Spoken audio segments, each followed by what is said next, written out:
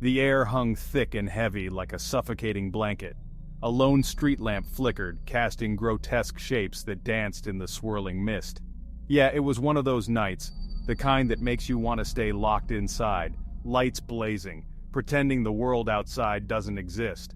But here I was, walking right into it, not because I was brave, mind you. More like a moth drawn to a flickering flame, compelled by a force I couldn't understand. They say curiosity killed the cat. Well, tonight I was about to find out if those whispers were leading me to a similar fate.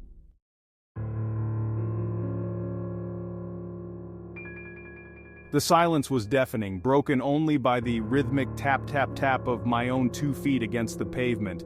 Each step echoed in the emptiness like a drumbeat in the stillness. I could feel my pulse throbbing in my ears, a frantic counterpoint to the eerie calm. It started subtly, a faint prickling at the back of my neck, like someone was watching me, their eyes boring into my skull. I tried to shake it off, told myself it was just the wind, but the feeling persisted. And then, the whispers began. Soft at first, mere fragments of thought, swirling around the edges of my consciousness.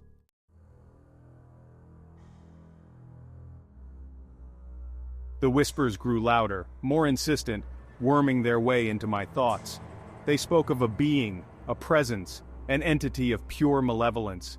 They called it the One. The name sent a chill down my spine, a shiver that ran deeper than the cold night air.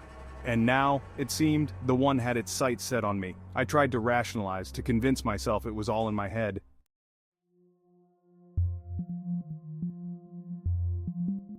The fog, damn its pea soup consistency, seemed to be playing tricks on my eyes. Shapes shifted in the swirling grayness, taking on menacing forms one moment, dissolving into nothingness the next. A twisted tree branch became a gnarled hand reaching out for me. A discarded newspaper morphed into a hissing, spitting creature. And then I saw it, or rather, thought I saw it. A figure shrouded in shadows, standing at the edge of my vision. Tall, impossibly thin, with long, spidery limbs that seemed to defy gravity. It stood perfectly still, yet I could sense a malevolent energy radiating from it like heat from a furnace.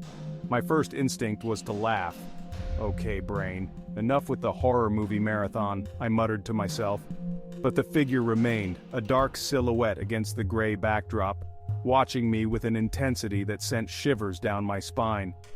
Then, just as quickly as it had appeared, the figure vanished, swallowed by the swirling fog.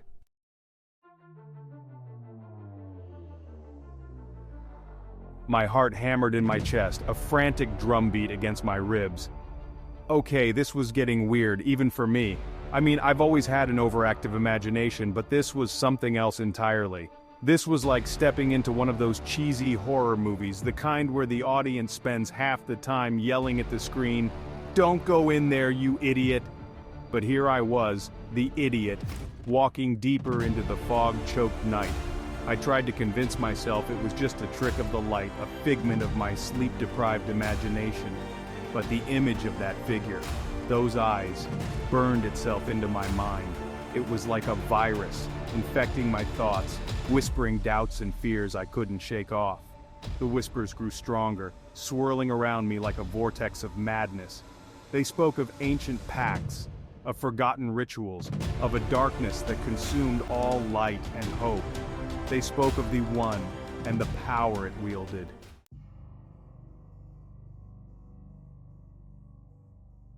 Okay, enough is enough, I muttered, my voice barely a whisper in the stillness. Time to turn around, find the nearest all-night diner, and drown my paranoia in coffee and greasy fries. It sounded like a plan, a damn good one actually. So why were my feet still moving in the opposite direction? Denial, I told myself. A powerful drug, especially when mixed with a generous dose of morbid curiosity. Because let's face it, as much as I wanted to believe this was all in my head, a tiny part of me, a thrill-seeking, adrenaline junkie part, wanted to see what happened next. The whispers seemed to chuckle at my internal struggle, their amusement a cold, slithering sensation against my mind. "You can't escape," they hissed. "The One has chosen you."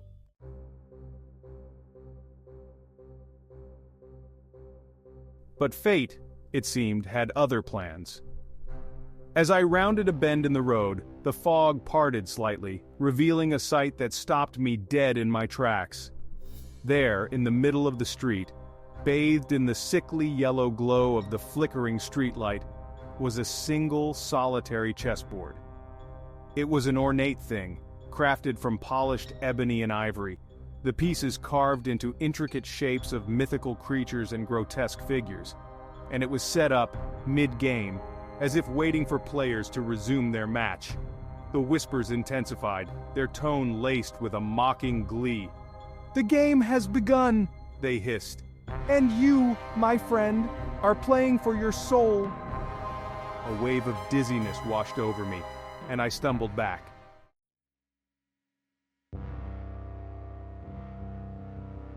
The chessboard shimmered under the sickly streetlight, its squares seeming to warp and shift like a mirage. The pieces, those grotesque little figurines, felt like they were watching me, judging my every move. A shiver ran down my spine and I shoved my hands deep into my coat pockets. "All right," Chuckles, I muttered, directing my voice at the swirling fog. "You want to play? Two can play at that game." My voice sounded hollow even to my own ears. But what was I supposed to do? Run screaming into the night? That's exactly what Chuckles wanted, I was sure of it. I cautiously approached the chessboard, each step feeling heavier than the last. As I drew closer, I noticed something strange about the pieces. They were moving, ever so slightly, rocking back and forth on their squares as if agitated by an unseen breeze.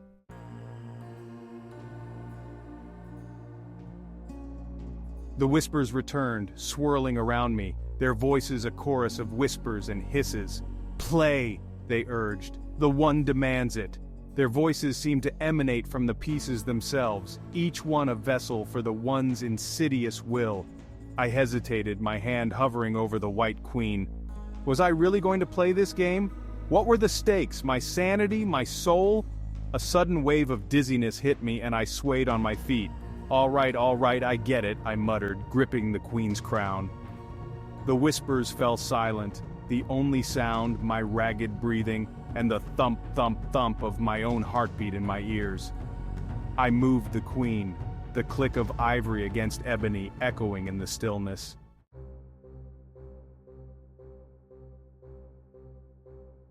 The game was like nothing I'd ever experienced. Every move felt heavy with significance, every piece imbued with a life of its own.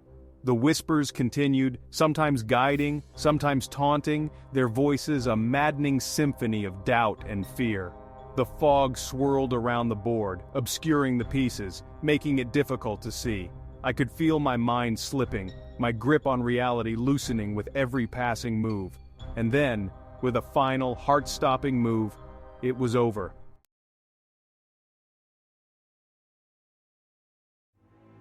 I stared down at the board, my mind reeling. The Black King stood triumphant, surrounded by fallen white pieces. Defeat. But what did it mean? What had I lost?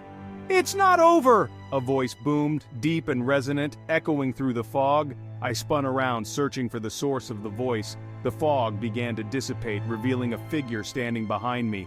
Tall, imposing, shrouded in shadows. "The One.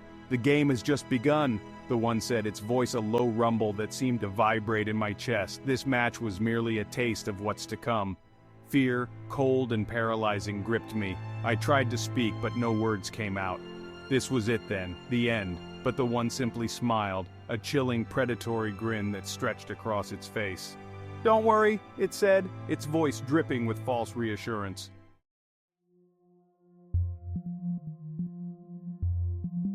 The fog pressed in, thick and suffocating, a damp shroud muffling the city sounds. Panic gnawed at me, sharp and cold. The chessboard lay at my feet, a mocking reminder of my defeat. Or was it? My head throbbed, a dull ache behind my eyes. The One's words echoed in the silence.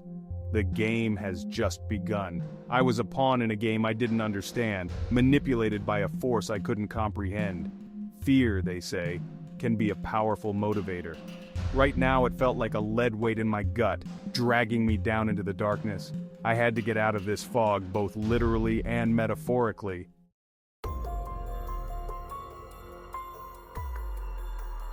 Think, I muttered to myself, my voice a shaky exhalation in the stillness.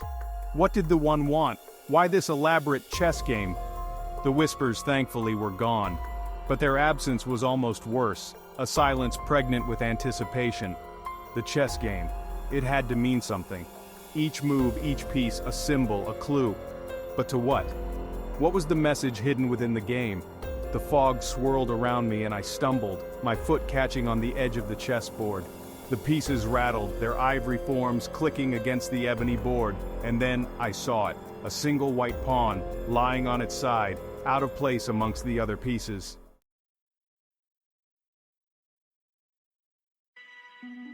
A sudden gust of wind swept through the street, momentarily parting the fog and revealing a sliver of the night sky above. A single star twinkled, a pinprick of light in the vast darkness. Hope, a flicker of it at least. The one may have won this round, but the game was far from over. I may be a pawn, but even a pawn could learn to play the game. I had to believe that. I had to find a way to turn the tables, to use the one's game against it. But how? How do you fight an enemy you can't see, a force that exists in the shadows of your mind?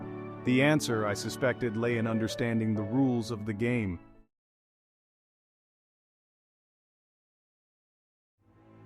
I picked up the fallen pawn, its ivory surface smooth and cool against my palm.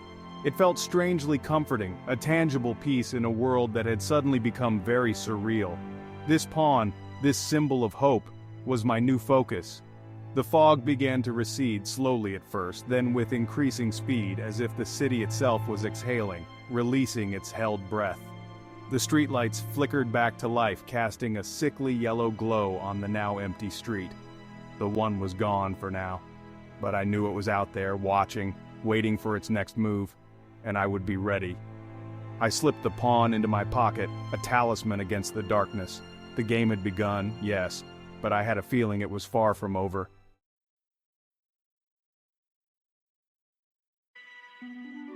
The city lights, no longer obscured by the suffocating fog, seemed to pulse with a newfound vibrancy.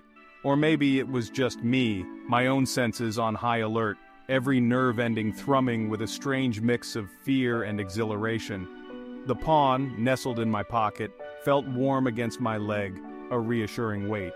The one thought it had me pegged, just another pawn to be manipulated in its twisted game. Oh, how I wanted to see the look on its non-existent face when I turned the tables, because that's what pawns did, didn't they? They moved forward, one square at a time, until they reached the other side of the board. And then, they became something more, something powerful. The game had awakened something within me, a primal instinct to fight, to survive, to outwit the darkness. The fear was still there, lurking in the shadows of my mind, but it no longer controlled me. I wouldn't let it. The pawn in my pocket was more than just a piece on a board. It was a symbol of my own potential, a reminder that even the smallest, most insignificant creature could rise to the occasion.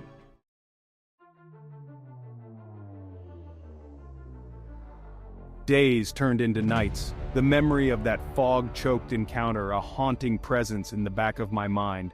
I researched ancient texts, delved into obscure folklore, searching for any mention of the one, anything that could give me an edge in this twisted game I'd been forced to play. But the more I learned, the more I realized how little I knew.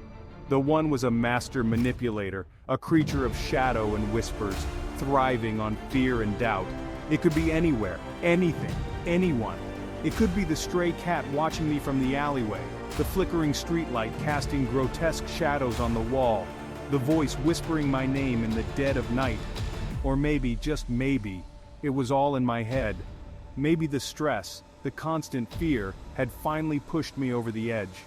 Maybe I was losing my grip on reality, one whispered word, one fleeting shadow at a time. But even if that were true, even if the one was nothing more than a figment of my own fractured psyche, it didn't change the fact that I was still playing its game. And as long as I was playing, I was determined to win.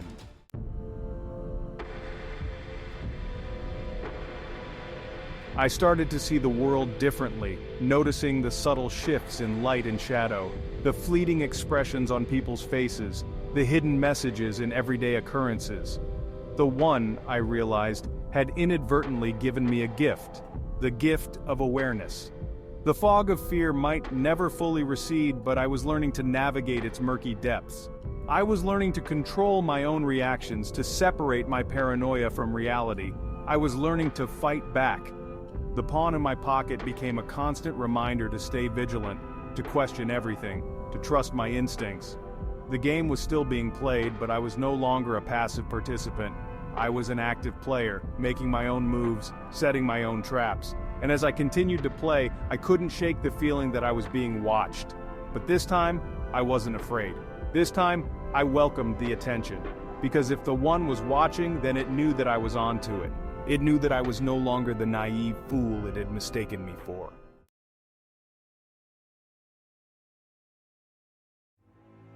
The line between reality and delusion had become blurred, a hazy landscape where shadows danced and whispers taunted.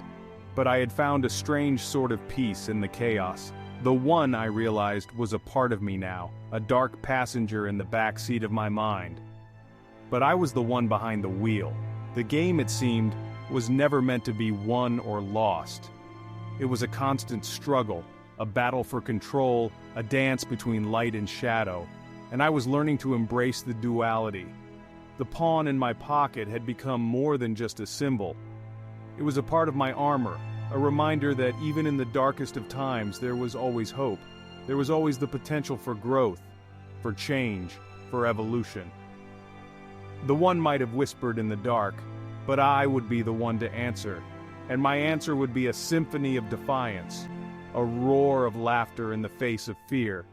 The game had just begun, and I, for one, was ready to play.